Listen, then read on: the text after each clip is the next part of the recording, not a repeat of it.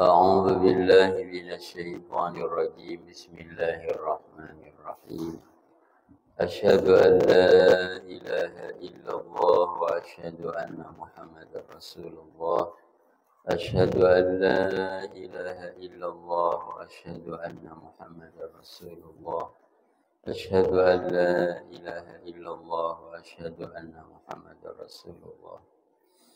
أستغفر الله العظيم، أستغفر الله العظيم، أستغفر الله العظيم، إن الله غفور رحيم.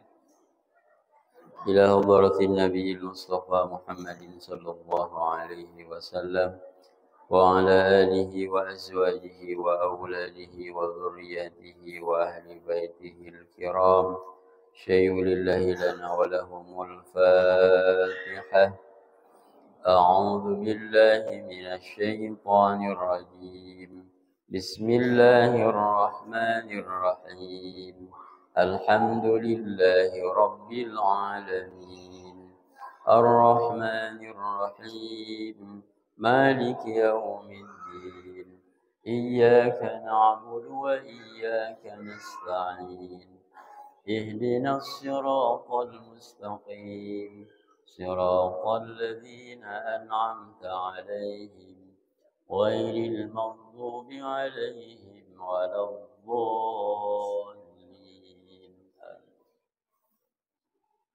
ثم إلى أرواح جميع الأنبياء والمرسلين والملائكة المقربين والأولياء والشهداء والصالحين، وإلى أرواح خلفاء الراشدين أبي بكر الصديق وعمر وعثمان وعلي وعلى بقية صحابة رسول الله أجمعين، وإلى حضرة سلطان الأولياء قطب رباني شهيد سيد محي الدين عبد القادر الجيلاني قدس الله سره العزيز، وإلى أرواح أربعة أئمة المجتهدين ومقلدين في الدين والعلماء العاملين والفقهاء والمحدثين والقراء والمبشرين وشهادة صوفية المحققين والتابعين لهم بإحسان إلى يوم الدين، وإلى أرواح آبائنا وأمهاتنا وجدنا وجداتنا ومشايخنا والإخواننا والإخواتنا ولجميع المسلمين والمسلمات والمؤمنين والمؤمنات الأحياء منهم والأموات من مشارق الأرض إلى مغاربها في برها وبحرها من يمينها إلى شمالها، خصوصا المرحوم والمرحومة في هذه القرية كالأسر، ونوصنا المرحوم والمرحوم الحاذين في هذا المسجد، ونخصا إلى رؤيا أهل القبور. سلكا أبي الحجر رفث بن علي سجيا بالمال بالفلان ومن المهاجر وابنا شمس الدين وابنا الشريف وابنا جندر من الجرائم وابنا الشيبة وابنا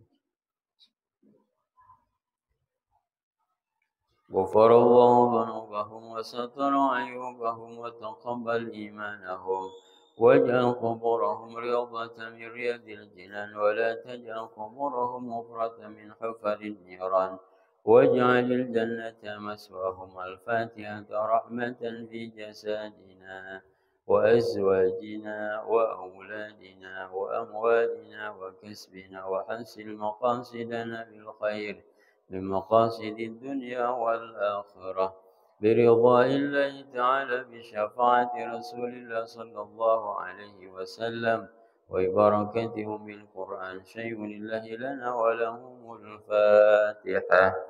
أعوذ بالله من الشيطان الرجيم. بسم الله الرحمن الرحيم. الحمد لله رب العالمين الرحمن الرحيم مالك يوم الدين، إياك نعبد وإياك نستعين، اهدنا الصراط المستقيم، صراط الذين أنعمت عليهم غير المغضوب عليهم ولا الضالين. آمين. أعوذ بالله من الشيطان الرجيم بسم الله الرحمن الرحيم الحمد لله رب العالمين وبه نستعين على أمور الدنيا والدين والصلاة والسلام على أشرف الأنبياء والمرسلين وعلى آله وصحبه أجمعين أما بعد.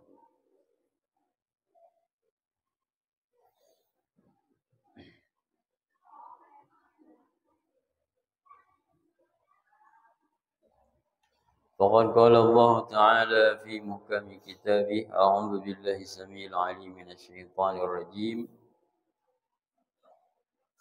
لا أقسم بهذا البلد الآية اللهم رب اشرح لي صدري ويسر لي أمري واحلل عقدة من لساني يفقهوا قولي اللهم يا الله إنا نسألك الثبات في الأمر والعزيمة على الرشد ونسألك شكر نعمتك وحسن عبادتك ونسألك قلبا سالما ونسألك من خير ما تعلم ونعوذ بك من شر ما تعلم ونستغفرك لما تعلم آمين يا الله يا رب العالمين. Hadirin ma'asyiral muslimin rahimakumullah. Alhamdulillah wa syukru ala ni'amillah. Allah Subhanahu wa taala mempertemukan kita kembali di suasana bulan Ramadan, di suasana bulan yang sangat mulia yakni bulan Ramadan ini. Mudah-mudahan kita mohon kepada Allah Subhanahu wa taala, Allah Subhanahu wa taala memberikan kekuatan kepada kita bisa melaksanakan ketaatan di bulan ini dan menjauhi kemaksiatan, terutama bisa menjalankan ibadah puasa dengan sebaik-baiknya sesuai dengan syarat dan rukun. Kita bisa menepati syarat dan rukunnya sehingga ibadah kita diterima oleh Allah Subhanahu wa taala. Dan mudah-mudahan pula pahalanya kelak bisa kita dapatkan di akhirat, yakni mendapatkan surganya Allah melalui pintu yang disebut dengan Ar-Rayyan. Salawat dan salat ma'asalam mudah-mudahan dilimpahkan atas habibana wa nabiyana wa maulana Muhammad sallallahu alaihi wa alihi wasallam.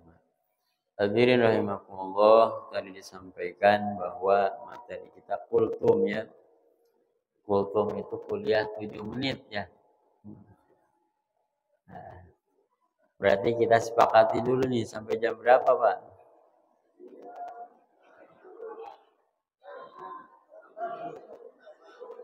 Jam 6 kurang seperempat ya. Dan seperempat menit lagi. Baik. Kalau saya sering menyebutnya itu kasmaran Bapak Ibu. Kajian di bulan Ramadan. Apa-apa. Tapi materinya meneruskan saja ya.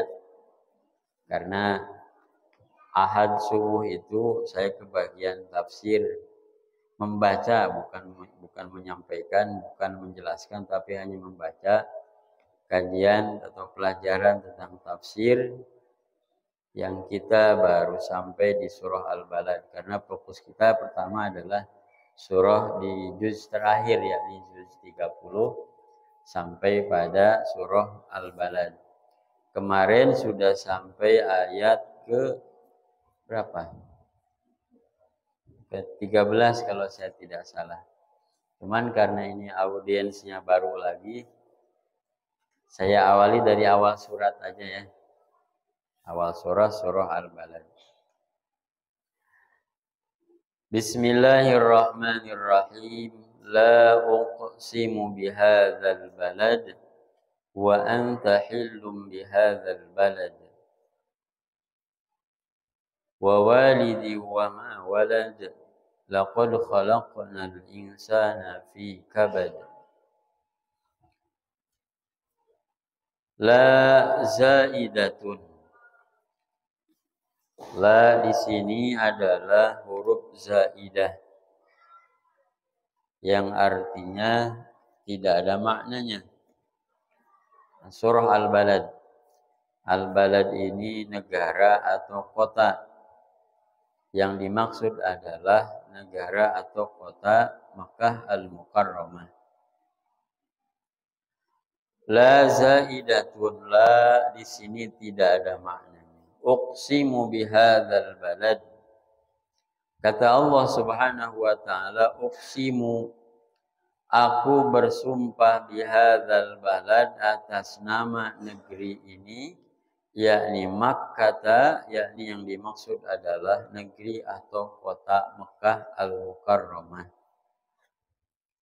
Allah Subhanahu wa taala bersumpah atas nama kota Mekah. Pelajaran pertama dari ayat ini bahwa Allah Subhanahu wa taala bersumpah atas nama kota Mekah. Dan setiap yang diatasnamakan sumpah disumpahkan oleh Allah Subhanahu wa taala, berarti perkara tersebut adalah perkara yang istimewa. Maka kota Mekah ini adalah kota yang sangat istimewa. Sehingga kota yang disucikan oleh Allah Subhanahu wa taala, terlarang bagi orang kafir masuk ke dalam kota Mekah ini. Dan banyak lagi keistimewaan daripada kota Mekah ini. Sehingga karena suci, guru saya, Allah yarham ke Abah Haji Obay Hasan Basri, ketika menjelaskan tentang rahasia-rahasia daripada ibadah haji dalam kitab Ihya Ulumuddin, disampaikan ada seorang ulama yang saking memuliakan kota Mekah, ketika beliau berhaji atau berumrah di kota Mekah, kalau mau buang hajat itu keluar dulu dari kota Mekah. Luar biasa. Jadi kalau mau buang hajat besar terutama, keluar dulu dari kota Mekah baru berani untuk membuang hajat. Subhanallah. Kota Mekah. Begitu juga kota Madinah Al-Munawwarah.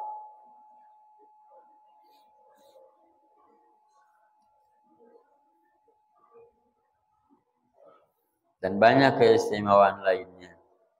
Bahkan kata Imam Al-Ghazali rahimahullah dalam kitabnya Ihya Ulumuddin dikatakan, seandainya kita diberikan oleh Allah Subhanahu wa taala kesempatan untuk berhaji ataupun berumrah ke kota Mekah dan Madinah, maka berdoalah kepada Allah, berharaplah kepada Allah agar diwafatkan di kota tersebut, kota Mekah dan kota Madinah. Subhanallah, di saking istimewanya, sampai-sampai dianjurkan ketika kita berziarah kota Mekah dan Madinah, baik umrah ataupun haji, maka berharaplah untuk Allah wafatkan di salah satu dari dua kota tersebut. Subhanallah. Jadi ini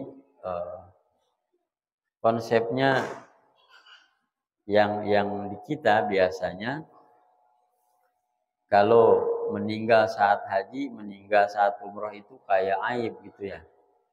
Di Indonesia nih rata-rata. Padahal tidak demikian. Justru sebaiknya kita berdoa untuk diwafatkan di sana. Dan tidak banyak orang yang Allah beri kesempatan demikian. Wa anta ya Muhammadu hillun ay halalun bihadzal balad. Wa anta, dan engkau Muhammad sallallahu alaihi wasallam, hillun ay halal, diperbolehkan bihadzal balad, untuk bertinggal, berdiam diri di kota ini, yakni kota Mekah. Ay bi ayyi hilla laka, dihalalkan bagimu wahai Muhammad sallallahu alaihi wasallam dan juga bagi umat beliau untuk berdiam diri di kota Mekah. Sebagian riwayat mengatakan ayat ini diturunkan ketika Futuh Mekah, yang mana sebelumnya Nabi Muhammad SAW beserta umat beliau, beserta para sahabat, dilarang, diharamkan oleh orang kafir Quraisy terutama, untuk masuk dan tinggal di kota Mekah. Maka kemudian ketika ayat ini Allah turunkan, maka Nabi Muhammad SAW beserta para sahabat saat itu dihalalkan untuk mendiami kota Mekah ini. Dalam riwayat lain dikatakan halal bagi Nabi Shallallahu Alaihi Wasallam untuk berperang, fatuqatila fihi, berperang menjaga agama Allah Subhanahu Wa Taala daripada serangan orang-orang kafir.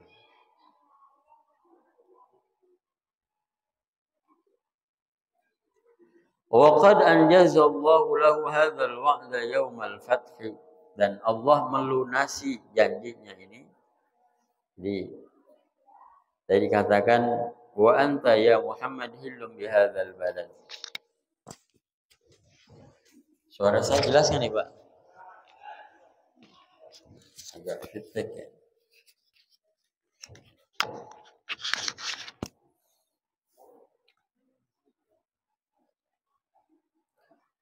Dan Allah membayar lunas janjinya dengan kata wa anta hillum bihadzal balad ketika yaumal fath, ketika saat futuh Mekah.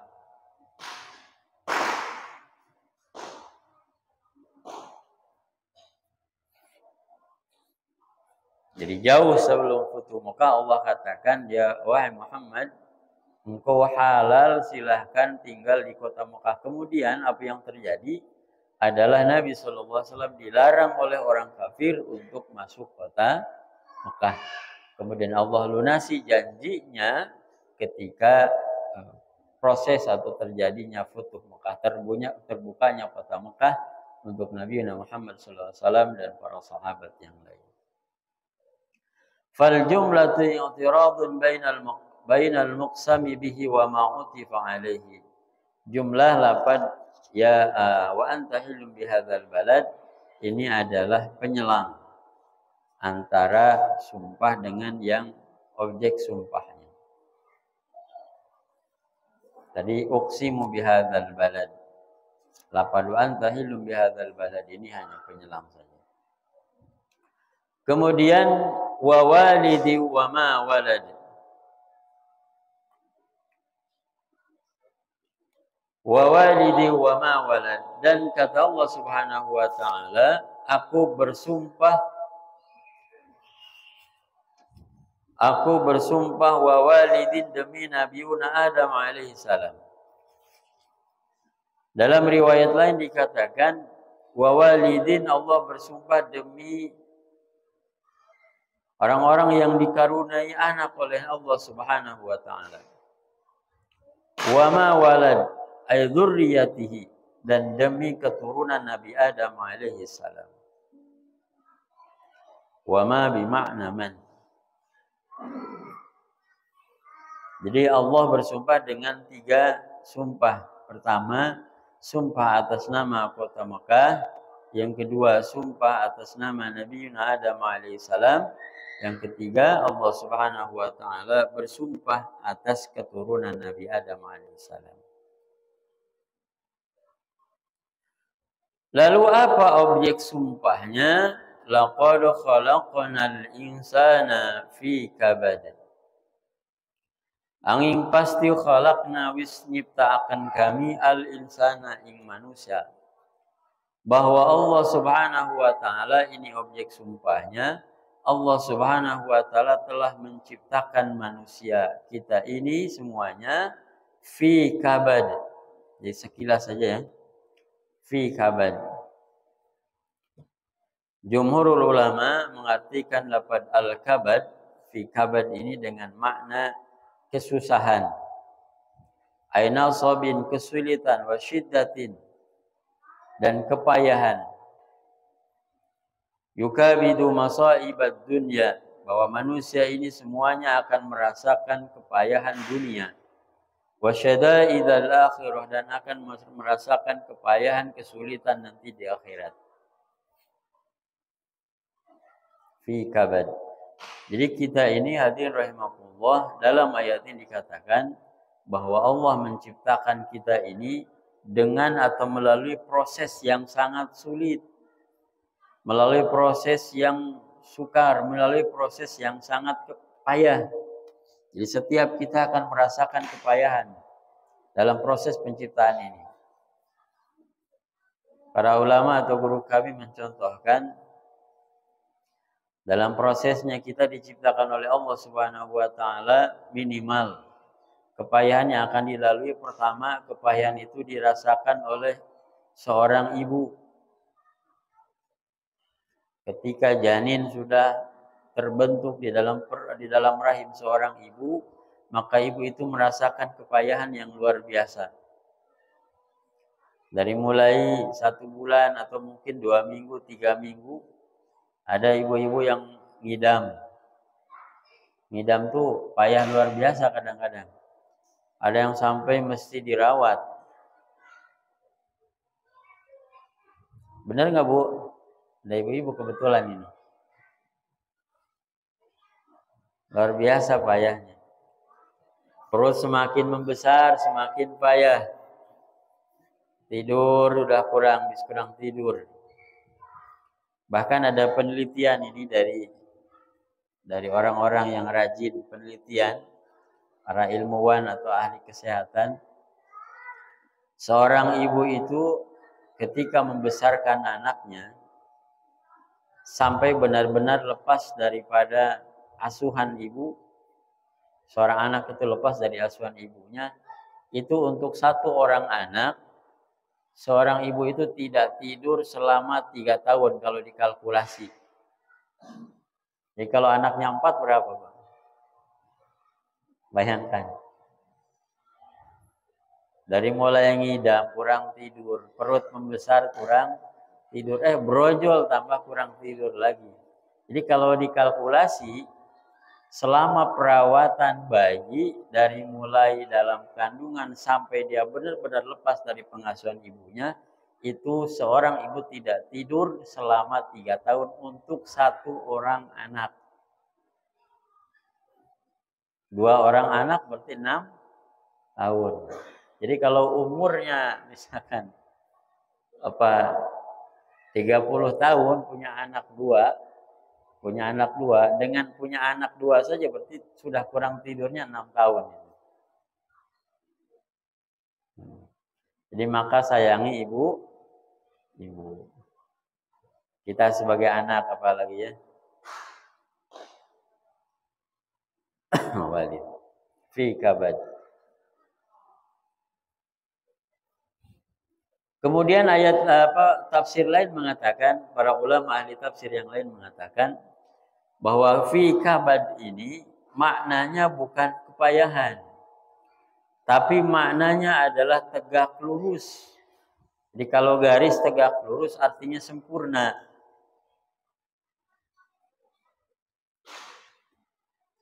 Apa maknanya? Berarti bahwa Allah telah menciptakan kita. Jadi ingat nih, yang pertama tadi di mana fi kabad ini adalah kesulitan. Belum selesai tadi ya. Sampai dewasa, sampai tua bahkan kita dihadapkan pada berbagai macam kesulitan. Sudah remaja, mau sekolah sulit, nggak ada dana misalkan. Sudah dewasa juga banyak kesulitan yang kita hadapi.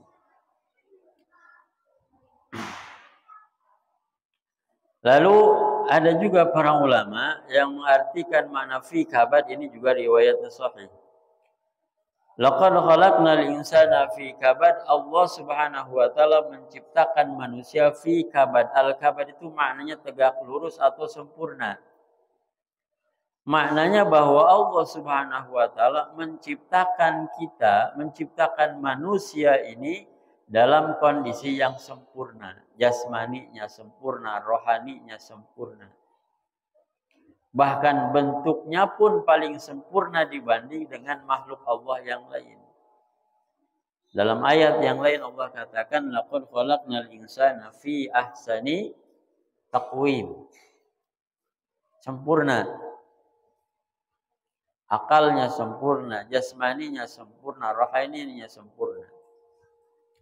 Maka apa benang merah daripada 2 makna, 2 tafsir ini?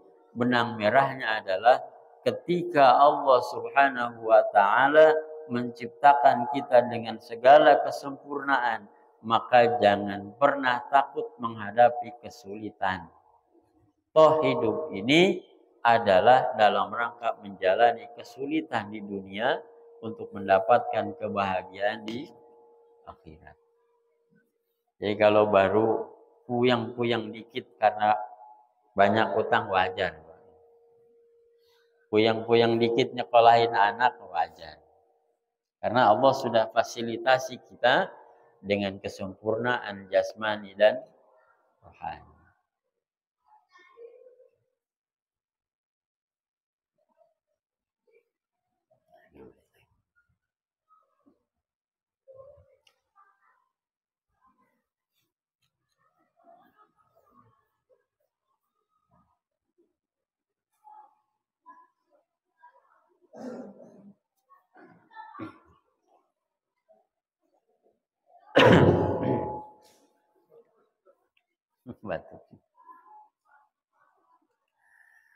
Lanjutan ayatnya, ayah sabu alla yaqdir alaihi ahad, ayat kelima.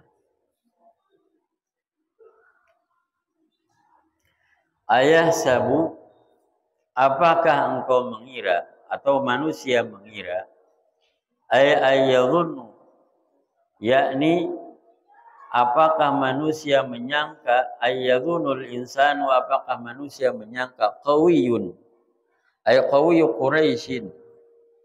Ini hitobnya ditujukan kepada seorang tokoh Quraisy yang kuat. Wa huwa Abul Ashud bin Kaldah bi quwwatihi. Tapi maknanya secara umum berlaku untuk semuanya, untuk semua manusia termasuk kita. Ayadhunnul insanu alla yaqdiru alaihi ahad. Ketika Allah ciptakan kita dengan segala kesempurnaan, dengan segala kebaikan, dengan segala kekuatan yang Allah berikan kepada kita, apakah kita mengira alla yaqdiru alaihi ahad, bahwa tidak ada yang menguasai kita, ahadun, siapapun. Artinya maknanya bagi kita, setelah kita tahu bahwa Allah Subhanahu wa taala menciptakan kita dengan segala perangkat yang Allah berikan untuk menghadapi segala kesulitan, maka janganlah kita mengira bahwa tidak ada yang menguasai diri kita. Tidak ada yang mengendalikan diri kita. Tidak ada yang bisa merubah diri kita. Karena wallahu qadirun alaihi, Allah Subhanahu wa taala berkuasa atas diri kita. Subhanallah. Ini konsep akidah, yakni sifat qudrah. Sifat qudrah ini adalah sifat ma'ani yang mempunyai ta'alluq. Ta'alluqnya adalah ta'alluq tanjizi. Jadi setiap gerak langkah kita jangan pernah mengira itu adalah gerak langkah kita. Bahkan setiap hela nafas kita bukanlah hela nafas kita. Hakikatnya adalah Allah Subhanahu wa ta'ala. Allah yang menggerakkan kita. Jadi jangan pernah mengira kita bisa mengendalikan hidup kita sendiri. Tapi yakinlah bahwa yang mengendalikan kita semua adalah Allah Subhanahu wa ta'ala. Yaqulu ahlaktu malan lubada, sesuai kesepakatan jam 6 kurang 15 kita sudahi. Demikian hadirin rahimakumullah yang bisa saya sampaikan.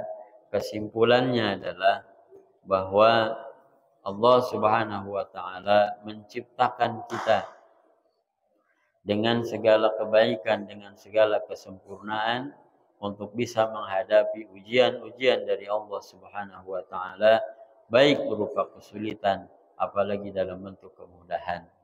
Ini semua adalah ujian dari Allah Subhanahu wa taala, dan kemudian bahwa kita mesti meyakini segala gerak langkah kita adalah karena Allah yang bersifat qudrat.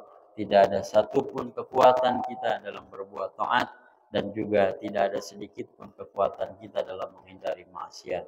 Oleh karenanya Mari kita sama-sama mohon kepada Allah Subhanahu wa taala, semoga Allah Subhanahu wa taala menakdirkan kita senantiasa ada dalam jalan kebaikan, meskipun misalnya Allah Subhanahu wa taala memberikan kita dalam kondisi kemaksiatan, mudah-mudahan Allah mengembalikan kita ke jalan kebaikan dan Allah mengurniakan kepada kita taubatan nasuha. Amin ya Allah ya rabbal alamin. Akhirnya kita tutup dengan doa kafaratul majlis. Subhanakallahumma bihamdika asyhadu an la ilaha illa anta astaghfiruka wa atubu ilaik.